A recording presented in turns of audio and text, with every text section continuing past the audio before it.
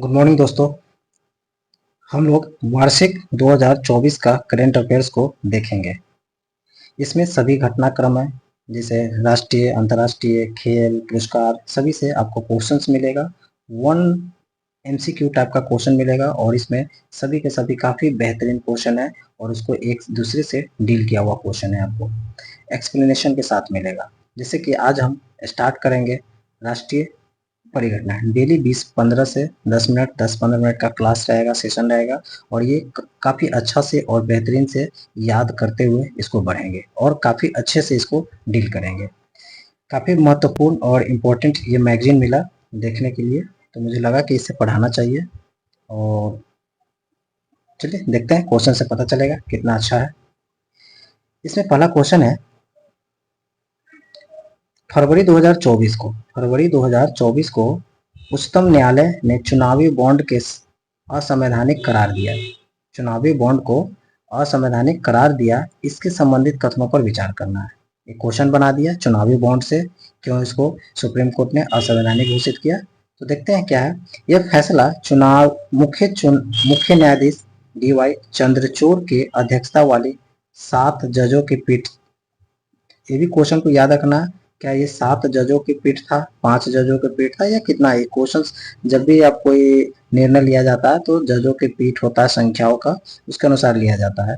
तो चलिए 7 जजों के पीठ के साथ, या पीठ ने कहा कि चुनावी बॉन्ड योजना संवैधानिक अनुच्छेद 19(1) के तहत प्रदत्त मतदाताओं की सूचना के अधिकार का उल्लंघन करता है। कौन सा, इसमें भी देखना है। आर्टिकल 19(1)(a) के तहत कर रहा है।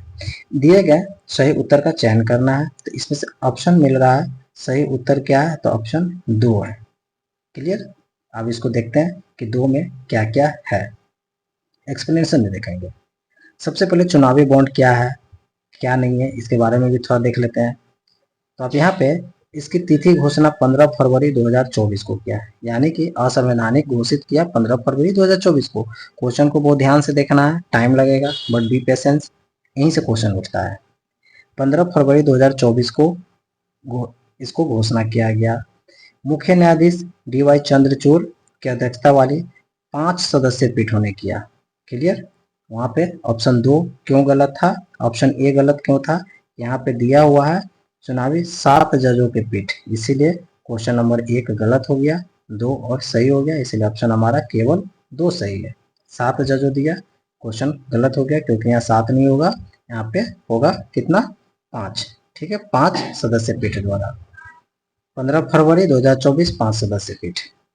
पीठ में शामिल न्यायाधीश कौन कौन थे, अगर थोड़ा अंदर में जाएगा तो इसमें से पूछ देगा। मुख्य न्यायाधीश तो चंद्रचूड़ थे और अन्य थे जैसे न्यायमूर्ति संजीव खन्ना, BR गवई, JB वारदीवाला, मनोज मिश्रा, ये सारे इनके थे।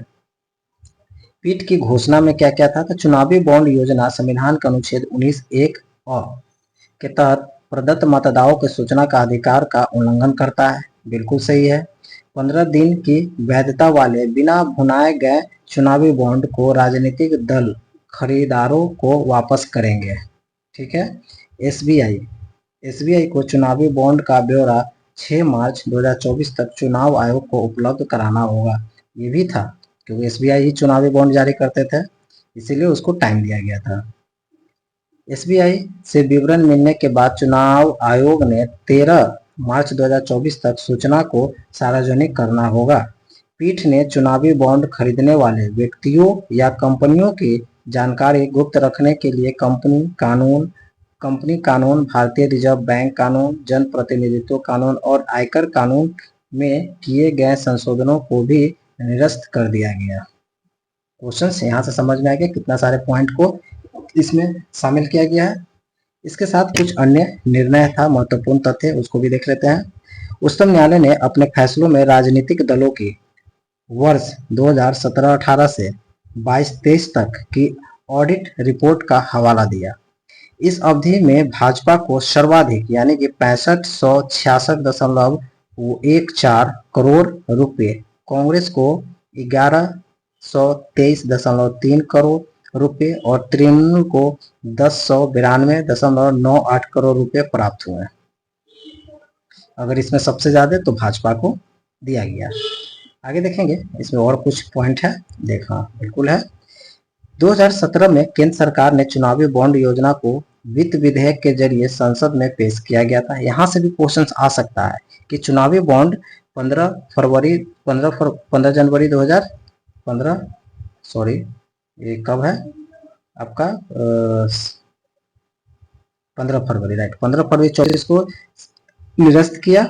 और ये लाया कब गया था, तो 2017 में आया था। और किस विधेयक के माध्यम से आया था, तो वित्त विधेयक के जरिए संसद में पेश किया गया था। ये भी इंपॉर्टेंट क्वेश्चन है, पॉइंट है।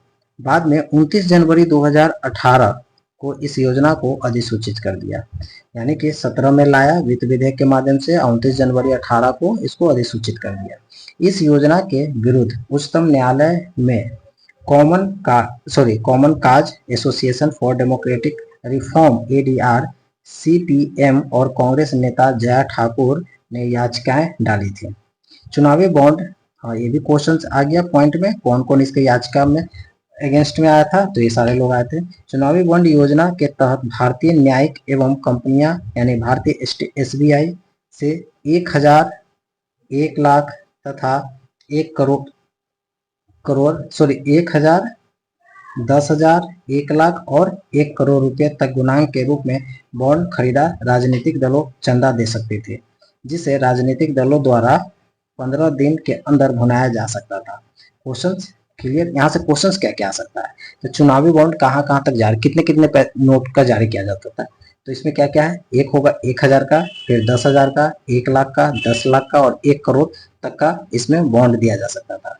क्लियर, इसमें किसने इसको अगेंस्ट में फाइल किया था, तो इन्हें फाइल करने वाला कॉमन काज है एसोसिएशन फॉर यानी कि एडीआर, सीपीएम नेता कांग्रेस जया ठाकुर, ये 3 है जिन्होंने इसके अगेंस्ट में याचिका डाले थे। 2017 में वित्त विधेयक के माध्यम से आया और 29 जनवरी 2018 को अधिसूचित कर दिया गया। अब 15 फरवरी 2024 को इसको निरस्त कर दिया। यहाँ तक क्लियर हुआ। चलिए नेक्स्ट क्वेश्चन देखते हैं। वर्ष 2024 में निम्नलिखित में से किसे भारत रत्न से सम्मानित नहीं किया गया। अब 2024 में भारत रत्न किसको नहीं दिया गया, तो इसमें कर्पूरी ठाकुर, चौधरी चरण सिंह, लाल कृष्ण आडवाणी और CNR राव, तो CNR राव को नहीं दिया गया। 2024 में भारत रत्न सम्मानित व्यक्तियों के बारे में थोड़ा देख लेते हैं। वर्ष 2024 में भारत रत्न सम्मानित एक कर्पूरी ठाकुर थे, लाल कृष्ण आडवाणी थे, चौधरी चरण सिंह थे, PV नरसिम्हा राव और MS स्वामीनाथन। 5 लोगों को 2024 में भारत रत्न से सम्मानित किया गया। वेरी इंपॉर्टेंट क्वेश्चन है, 5 लोग का नाम याद रख लीजिए, कर्पूरी ठाकुर, आडवाणी जी, चौधरी चरण सिंह, PV नरसिम्हा राव और MS स्वामीनाथन। भारत रत्न से सम्मानित कुल व्यक्ति अभी तक 53। कर्पूरी ठाकुर के बारे में देखते हैं, तो 24 जनवरी 1924 को कर्पूरी ठाकुर का जन्म हुआ था समस्तीपुर के पितौजिया, अब कर्पूरी ग्राम नाम से जाना जाता है। पहली बार विधानसभा चुनाव जीते थे 1952 में। ताजपुर निर्वाचन क्षेत्र से सोशलिस्ट पार्टी के उम्मीदवार तौर पे क्वेश्चन आता है, खास करके बीपीएससी वगैरह सब में क्वेश्चन इसका बहुत इंपॉर्टेंट रहता है क्योंकि बिहार से जुड़ा हुआ है। बिहार के उप मुख्यमंत्री रहे एक बार, जो 1967 से 68 तक रहे। बिहार के मुख्यमंत्री 2 बार रहे, 1970 दिसंबर 70 से जून 71 और जून 77 से जून 79 तक। प्रचलित नाम इनका जननायक है। कर्पूरी ठाकुर को जननायक के नाम से भी जाना जाता है। क्वेश्चन आ सकता है कि जननायक किनको कहा गया है। मृत्यु इनका 17 फरवरी 1988 को हो गया था। कर्पूरी ठाकुर भारत रत्न सम्मानित होने वाले 59वें व्यक्ति होंगे। कर्पूरी ठाकुर के संबंध में अन्य महत्वपूर्ण बातें हैं, जैसे कर्पूरी ठाकुर को भारत छोड़ो आंदोलन में भागीदारी के लिए 26 माह तक जेल की सजा सुनाई गई थी। वह प्रारंभ में अपने गांव में एक शिक्षक के रूप में काम भी किया करते थे। उन्होंने सोशलिस्ट पार्टी के प्रतिनिधित्व किया। बिहार के पहले गैर कांग्रेसी मुख्यमंत्री से पहले कर्पूरी ठाकुर ने राज्य के शिक्षा मंत्री के रूप में भी कार्य किया। शिक्षा मंत्री के रूप में वह मैट्रिक व अंग्रेजी को अनिवार्य विषय हटा दिया। वह राज्य के मुख्यमंत्री बने तो शराब पर पूर्ण प्रतिबंध लगा दिए थे कर्पूरी ठाकुर। मुख्यमंत्री के रूप में वह बिहार में सरकारी नौकरियों में पिछड़े वर्गों के लिए 26% आरक्षण की शुरुआत की है। 1 एकड़ से कम जोत वाले मालगुजारी खत्म कर दिया। जिन खेतों में किसानों को कोई मुनाफा नहीं होता था उन पर खेतों का मालगुजारी खत्म कर दिया गया। कर्पूरी ठाकुर ने उर्दू को राज्य का दूसरा राज्य भाषा का दर्जा दिया। चलिए इतना कर्पूरी ठाकुर के बारे में देख लिए। अब देखते हैं चौधरी चरण सिंह के बारे में। 23 दिसंबर 1902 हापुड़ मेरठ, 29 मई 87 को मृत्यु। जनता पार्टी से संबंधित है। प्रधानमंत्री चौधरी चरण सिंह रहे 79 से 80 के समय में। उत्तर प्रदेश के मुख्यमंत्री से 68 तक। गृह मंत्री रहे 77 से 78 तक। केंद्रीय वित्त मंत्री रहे 79 से 79।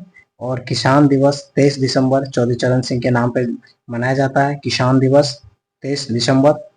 पामुला पार्थी वेंकट पीवी ब्रह्मा शिवन के बारे में बात करते हैं। पीवी नरसिम्हा राव का पूरा नाम है पामुला पार्थी वेंकट नरसिम्हा राव।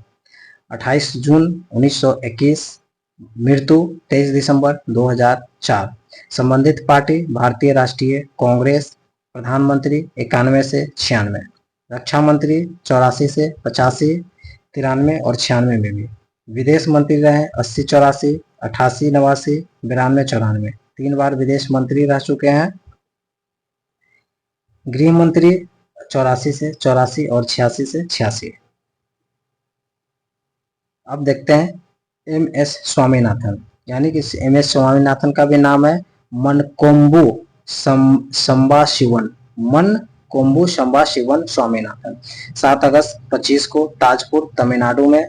28 सितंबर 2023 को उनको निधन हो गया।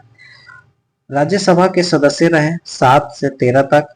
MS स्वामीनाथन भारत में हरित क्रांति के जनक भी रहे। प्रदत्त पुरस्कार जैसे शांति स्वरूप भटनागर पुरस्कार 1961 में, रेमन मैग्सेसे पुरस्कार 71 में, अल्बर्ट आइंस्टीन विश्व विज्ञान पुरस्कार 86 में, पद्मश्री 67 में, पद्म भूषण 72 में, पद्म विभूषण 86 में और भारत रत्न 24 में तो मिला ही है। ये सारे इनको सम्मानित किया गया। अब अडवाणी जी के बारे में थोड़ा देख लेते हैं। इनका जन्म 8 नवंबर 27 को हुआ था। कराची पाकिस्तान में अडानी जी का जन्म हुआ है। RSS से जुड़े 1942 में स्वयंसेवक के रूप में। विभाजन के दौरान भारत आए 12 सितंबर 1947 को अडवाणी जी। जनसंघ दिल्ली इकाई के अध्यक्ष रहे 70 से 72 के बीच में। जनसंघ के राष्ट्रीय अध्यक्ष रहे 73 से 77 तक के रूप में।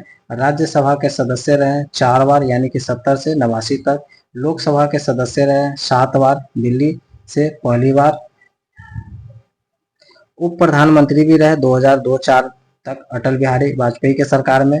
गृह मंत्री रहे 99 से 4 तक। सूचना प्रसारण मंत्री रहे 77 से 79 मोरारजी देसाई के समय में। भाजपा के राष्ट्रीय अध्यक्ष भी रहे 86 से 90, 93 98 और 4-5 के समय में। पद्म विभूषण से सम्मानित किया गया 2015 में। रथ यात्रा निकाली गई 25 सितंबर 1990 को गुजरात सोमनाथ से अयोध्या तक। बिहार के समस्तीपुर 26 अक्टूबर 1990 में अडवाणी को गिरफ्तार कर लिया गया था। बिहार के समस्तीपुर में 26 अक्टूबर 1990 को अडवाणी जी को गिरफ्तार कर लिया गया था। भारत रत्न से सम्मानित तो हो ही गया। 2 जनवरी 2054 को भारत रत्न से सम्मानित भी इनको किया गया था, 2 जनवरी 54 को।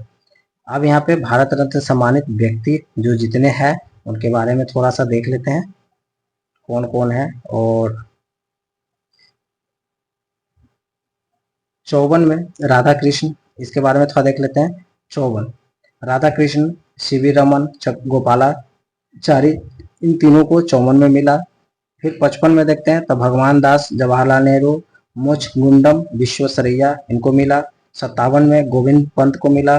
धोंदो केशव कर्वे को मिला। पुरुषोत्तम दास टंडन को 61 और विधान चंद्र को।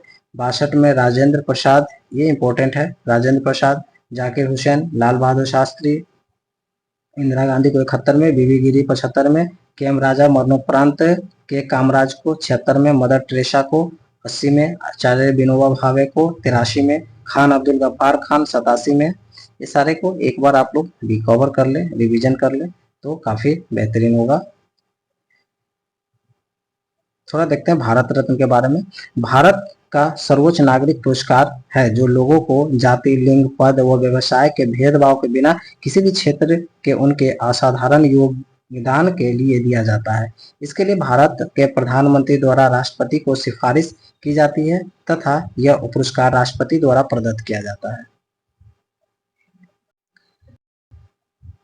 नेक्स्ट देखेंगे, फरवरी 2024 के समान नागरिक संहिता विधेयक यूसीसी पास करने वाले पहला राज्य कौन बना? पहला राज्य उत्तराखंड बना। वेरी इंपॉर्टेंट, यूसीसी पास करने वाला पहला राज्य उत्तराखंड बना। समान नागरिक संहिता विधेयक पास करने वाला पहला राज्य उत्तराखंड बन गया। इसे कुछ संबंधित बारे में देखते हैं तो राज्य उत्तराखंड रहा। विधेयक का नाम है समान नागरिक संहिता उत्तराखंड 2024 विधेयक। विधानसभा के पटल पर विधेयक रखा गया 6 फरवरी 24 को। इसका प्रावधान के बारे में देखते हैं तो उत्तराखंड के निवासियों पर लागू होगा चाहे उसका जाति या धर्म कोई भी हो। विवाह के लिए पुरुष की आयु 21 वर्ष, स्त्री का 18 वर्ष होना अनिवार्य है। धार्मिक विधि से विवाह के बावजूद विवाह का पंजीकरण कराना अनिवार्य है।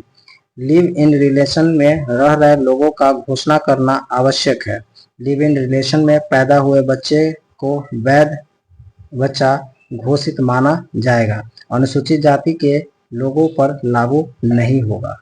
अब यहाँ देख लेते हैं यूसीसी क्या क्या इसमें है, अनुच्छेद क्या क्या है। तो नीति निर्देशक तत्वों के अंतर्गत 44 में उद्देश्य ऐसा कानून बनाना जो शादी, तलाक, भूमि, संपत्ति, विरासत और गोद लेने से जुड़े विषयों एवं सभी धर्मों पर लागू होगा। अन्य महत्वपूर्ण तथ्य जैसे कि गोवा समान नागरिक संहिता यानी पुर्तगाली नागरिक संहिता द्वारा शासित है, परंतु गोवा विधानसभा में कोई कानून पारित नहीं किया गया है।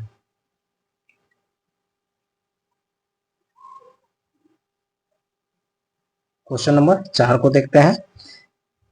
किस मंत्रालय ने APAAR अपार आईडी कार्ड लॉन्च किया? बहुत वेरी इंपॉर्टेंट, अपार आईडी कार्ड किस मंत्रालय द्वारा लॉन्च किया गया? तो ये शिक्षा मंत्रालय द्वारा अपार आईडी कार्ड। अपार आईडी कार्ड के बारे में कुछ देखते हैं तो इसको फरवरी 24 में लॉन्च किया गया, शिक्षा मंत्रालय द्वारा लॉन्च किया गया। अपार का फुल फॉर्म होता है automatic permanent academic account registry. APAAR automatic permanent academic account registry. एक राष्ट्र एक छात्र आईडी बनाना इसका मूल उद्देश्य है। एक राष्ट्र एक छात्र एक आईडी कार्ड। लॉन्च के माध्यम से कॉमन सर्विस सेंटर CSC के माध्यम से है। राष्ट्रीय महत्वपूर्ण तथ्य इसके बारे में देखते हैं। छात्र abc.government.in पे पंजीकरण करके अपनी अपार आईडी प्राप्त कर सकते हैं। राष्ट्रीय शिक्षा नीति 2020 के तहत किसी भी संस्थान या विश्वविद्यालय में प्रवेश के लिए छात्रों को ABC आईडी कार्ड प्रदान करना होगा। छात्रों को एक अस्थायी अपार आईडी कार्ड दी जाएगी जो आधार और डिजी लॉकर से जुड़ी होगी। क्लियर? अब देखते हैं लास्ट 5 क्वेश्चंस को भी डील करूंगा। जनवरी 2024 में यूनेस्को की विश्व धरोहर सूची 24-25 में शामिल के लिए भारत ने मराठा सैन्य परिदृश्य के तहत कितने किलो को नामांकित किया है? तो टोटल 12 को नामांकित किया गया है। चलते हैं इसके बारे में थोड़ा देखते हैं। यूनेस्को विश्व धरोहर सूची में भारत के लिए 12 किलो का नामांकन किया गया है। किसके द्वारा? तो सांस्कृतिक स्थल श्रेणी के तहत 12 किलो में, जैसे महाराष्ट्र में साल्हेर, शिवनेटी, लोहागढ़, खंडेरी, रायगढ़, प्रतापगढ़, सुवर्णदुर्ग, पन्हाला, विजयदुर्ग और सिंधुदुर्ग तमिलनाडु में जिंजी। अन्य महत्वपूर्ण तथ्य जैसे मराठा सैन्य परिदृश्य में 12 जिलों से 8 भारतीय पुरातत्व सर्वेक्षण द्वारा संरक्षित 4 पुरातत्व और संग्रहालय निदेशक महाराष्ट्र द्वारा संरक्षित किया गया है। खंडेरी किला, सुवर्णदुर्ग और सिंधुदुर्ग द्वीप किले हैं। खंडेरी किला, सुवर्णदुर्ग और सिंधुदुर्ग एक द्वीप किले हैं। 17वीं और 19वीं शताब्दी के मध्य विकसित ये किले मराठा शासकों की किलेबंदी और सैन्य प्रणाली का प्रतिनिधित्व करता था। अब हम लोग 5 क्वेश्चन को स्टॉप करेंगे। इसी तरह छोटे-छोटे 15-20 मिनट में क्वेश्चंस को डील करेंगे। काफ़ी इंपॉर्टेंट क्वेश्चन है। ओके दोस्तों, थैंक यू।